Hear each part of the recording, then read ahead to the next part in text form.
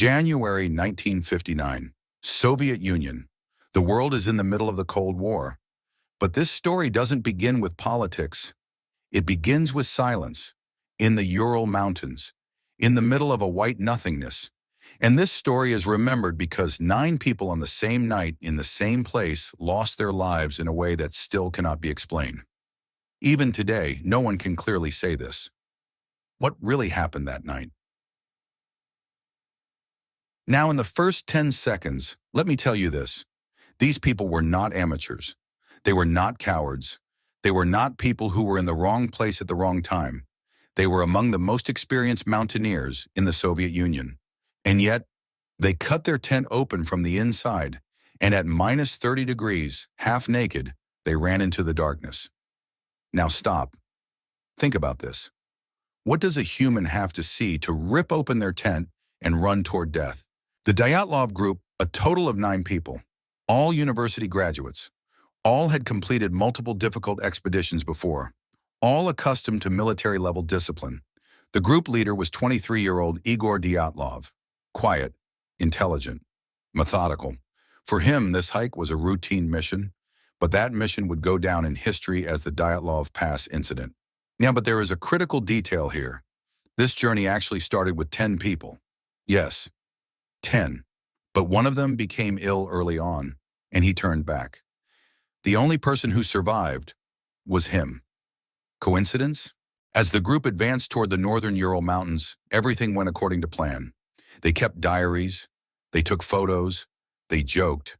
In fact, in their final photos, they were smiling. This matters, because only hours after those photos were taken, none of them would be alive. February 1st, 1959, temperature minus 30 degrees Celsius, wind strong, visibility low. Under normal conditions, an experienced group would not set up camp in this weather, but they did. And this is very important. They pitched their tent on the slope of the mountain. When the lower area was safer, why did they choose a wind-exposed slope? This question has been waiting for an answer for decades. Night fell, and from this point on, the story goes dark, because all that remains from that night is a tent, a silence, and questions that never answer back. The search begins. When the group failed to return, Soviet authorities took action. Helicopters, soldiers, volunteers. Days later, something was found. The tent. But something was wrong. The tent was still there, but it was empty. And even worse, the tent had been cut open from the inside. There were knife marks. This meant the people inside had tried to get out in panic. But why didn't they open the entrance? Why did they cut their way out? This is not something experienced mountaineers would do. Footprints. There were footprints leading downhill from the tent, but there were no running marks, no chaos. It was as if they walked away deliberately but in fear, and the direction of the footprints, the forest, about 1.5 kilometers downhill. In those weather conditions, that distance was deadly, but they went anyway. The first bodies in the forest, under a tree, 2 bodies were found, barefoot, almost naked. There were burn marks on their hands, as if they had tried to start a fire, but they failed. And the expressions on their faces, fear, but not ordinary fear, as if they were running away from something. A little further on, 3 more bodies were found. These 3 appeared to be trying to return to the tent, but they didn't make it. They froze to death. So far, the picture looked like this: cold, panic, bad decisions. But the story doesn't end here. The real strangeness had not even begun. The remaining 4 people were found months later, under the snow. And at this point, the case completely spiraled out of control. Because these 4 had broken ribs, cracked skulls, but there were no external signs of impact. What does that mean? Their internal organs were damaged, but it didn't look like they had been beaten, as if they had been exposed to an immense amount of pressure. And there was an even more horrifying detail. One of them had no tongue. Another had no eyes. Was this an animal attack? But there were no animal tracks. Or was it human hands? But there were no signs of a fight. At this point, everyone thinks the same question. What happened to these people? But wait, we're not done yet. Radiation. Some of the bodies showed higher than normal levels of radiation. In 1959, this was a huge deal. The Soviets were conducting nuclear tests, but officially, there were no tests in this area. So where did the radiation come from? And why was it only found on some bodies? The final photos. The cameras were found, and the last photos inside them, blurry, dark, meaningless. But one photo sparked major debate, a bright light in the sky. What was it? A missile? A natural phenomenon? Or something else? The final photos. The cameras were found, and the last photos inside them, blurry, dark, meaningless. But one photo sparked major debate, a bright light in the sky. What was it? A missile? A natural phenomenon? Or something else? So now we stand here. What do we have? Experienced mountaineers. A tent cut open from the inside. Half-naked escape. Broken bones. Radiation. A silent state. And one unanswered question. What forced them out of the tent that night? Up to this point, you can still try to make logical explanations. But soon, things will change. Because in the next section, we will examine these theories. An avalanche? A military experiment? A sound weapon? Or something humans were never meant to see? But know this, none of them fully explain every detail. And that is why the Dyatlov Pass incident remains one of the most disturbing mysteries in the world. Let's tell the cold truth. What was found at Dyatlov Pass was far too complex to be dismissed as a natural accident, and the authorities knew it. But official reports deliberately ignored certain details. The avalanche theory, the first and most reasonable explanation. They said, there was an avalanche. The tent was in danger. That's why they fled. But stop. If there had been an avalanche, the tent would have been buried. Equipment would have been dragged away. Bodies would have been scattered, but none of that happened. The tent was still standing. It was only torn. And most importantly, the footprints were not disturbed. That is impossible. There's an even stranger detail in avalanche zones. Trees break. Ground shifts. Massive traces remain. At Dyatlov, none of this existed. It was as if the mountain had never been touched. So the question changes. If it wasn't an avalanche, why did they run?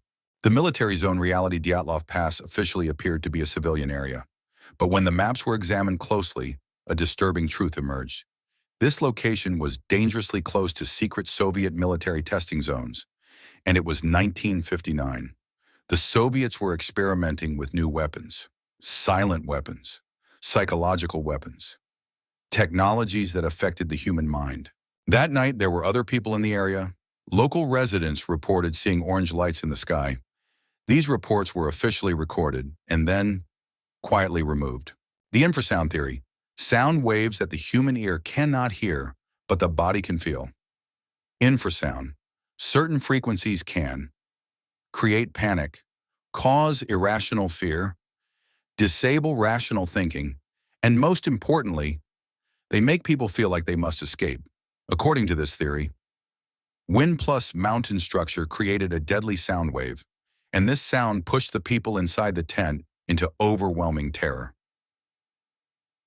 But there's a problem. Infrasound does not break bones, does not leave radiation, does not remove tongues. So this theory only explains the escape, not the deaths. What about a military experiment?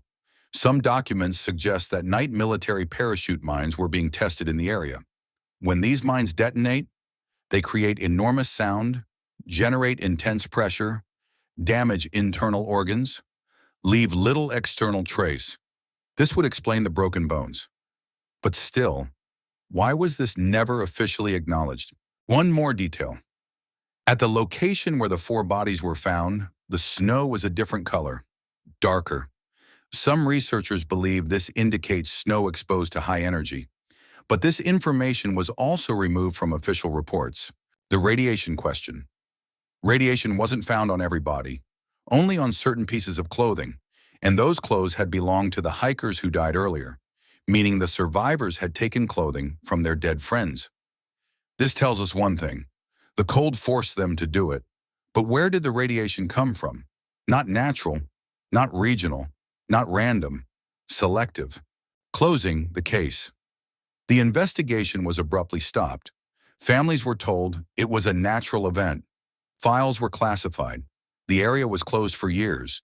It disappeared from maps. And perhaps the most disturbing detail, hiking in the area was forbidden for years. Why? If it was just an accident, witnesses speak. Years later, some soldiers connected to the case began to speak. One said, "We were told not to ask questions." Another said, "We knew something went wrong that night," but none of them gave details. Either they didn't know or they couldn't say. The human behavior question. This brings us to a critical point. A human under fear of death can act irrationally, but 9 people at the same time making the same irrational decision, that is not individual panic. That is an external influence. What we know so far. The escape was deliberate, but driven by fear. The tent was torn from the inside. The footprints were orderly. Bones were broken from the inside. Radiation was selective. The state remained silent. And there is still one unanswered question. What did these people see? Because we must accept this. Sometimes people run from a sound, sometimes from danger. But sometimes they run from something they see. And now, in the next chapter, we move to the most disturbing possibility. In this incident, did nature, the military, and the human mind act together? Or was there something that never made it into the files? In the next part, we will uncover the details that were never spoken about, and some theories will genuinely disturb you. Now we reach the most unsettling point, because in this section, we are no longer asking what might have happened, but instead, what could not have happened. And as the options disappear, the remaining possibility becomes deeply unsettling. The position of the bodies. The first 2 bodies were found at the edge of the forest, almost completely undressed. No boots, no gloves, but around them, there were thicker clothes. This means one thing. These people were not unconscious. On the contrary, they consciously shared their clothing. At this point, a paradoxical undressing, a symptom of hypothermia, is often mentioned. But there is a problem. Paradoxical undressing is a last-moment reaction, uncontrolled, individual, at Dyatlov. It was planned, shared, a group behavior. So this was not last-second panic. This was a survival strategy. The tree marks. On the trunk of a tree, broken branches were found about 4 to 5 meters high. The branches were broken from bottom to top, meaning someone had climbed the tree. But why? It was dark. The cold was lethal. They needed to escape. So why would someone stop and climb a tree? The answer is simple and terrifying. To look, to see something, or to check whether something was still there. The eyes and the tongue. We've reached the most discussed detail.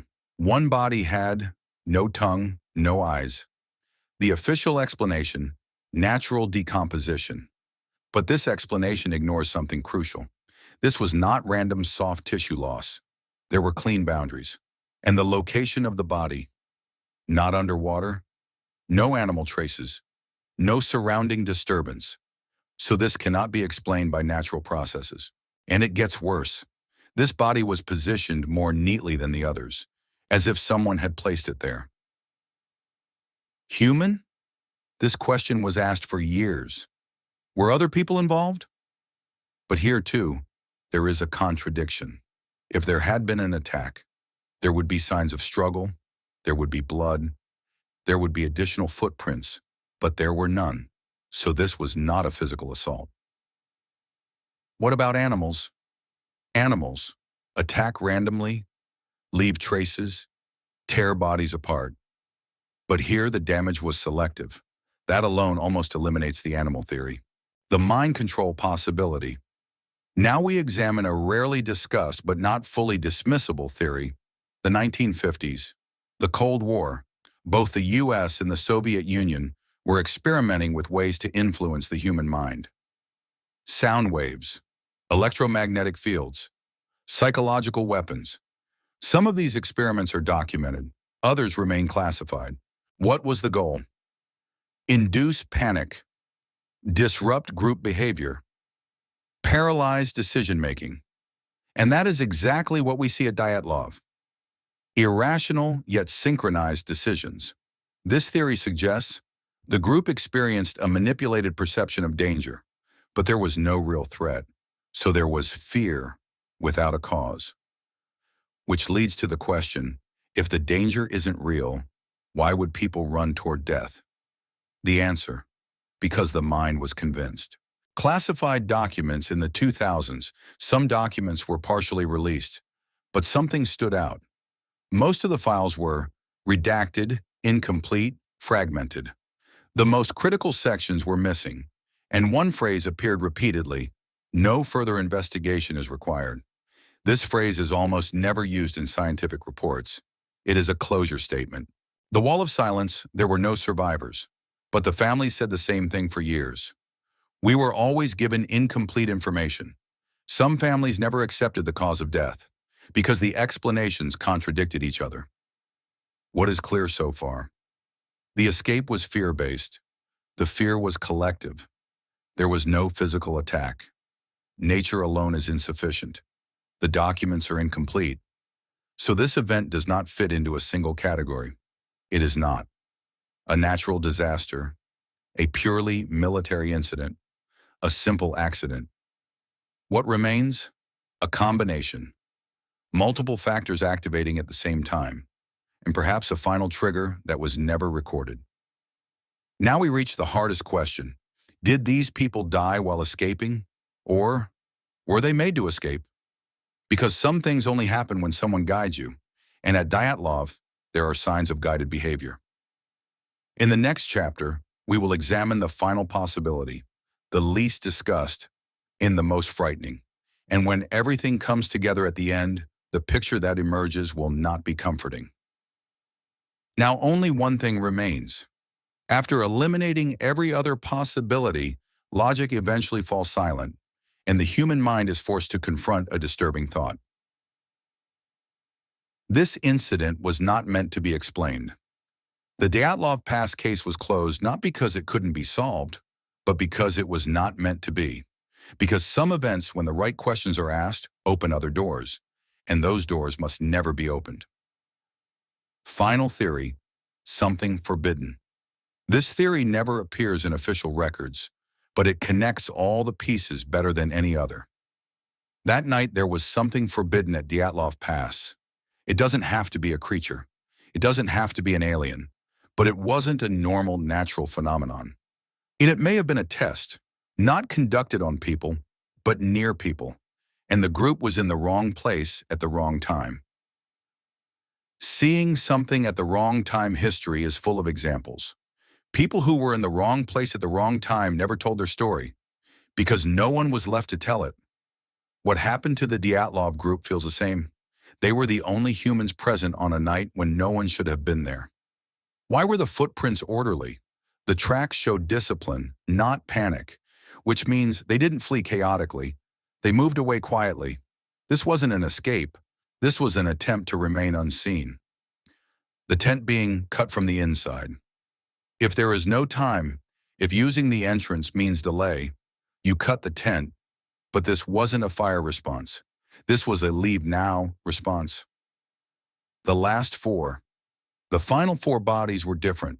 More severe injuries, deeper fractures, but no external wounds. These kinds of injuries occur under extreme pressure, like an explosion, without visible traces. Who could do this? Not nature, not animals, not human attackers.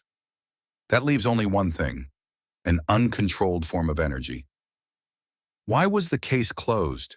Because acknowledging it would mean the area was not safe. Tests were uncontrolled. People were deliberately silenced. This would be more than a tragedy, it would be a crime. A late confession. Years later, a soldier who had served near the area said this: "We were afraid too." That may be the most honest sentence in the entire file, because fear comes from knowledge. The official conclusion: an irresistible force. This is not a scientific term, but it is deliberate, because it explains nothing. It only implies that it wasn't human. What do we know today? The case is still officially unsolved. Documents remain missing. The area is still debated. Theories still conflict. And most importantly, this event was not forgotten. Because this is not just the death of 9 people. It is a reminder of how vulnerable humans are when faced with what they do not understand. Perhaps the truth is this: Dyatlov Pass is not telling us a story, it is warning us. And perhaps the most frightening question is, if we were there today, what would we do? The video ends here, but the story does not, because some mysteries don't disappear when they are solved. They disappear when they are forgotten. And Dyatlov Pass was never forgotten.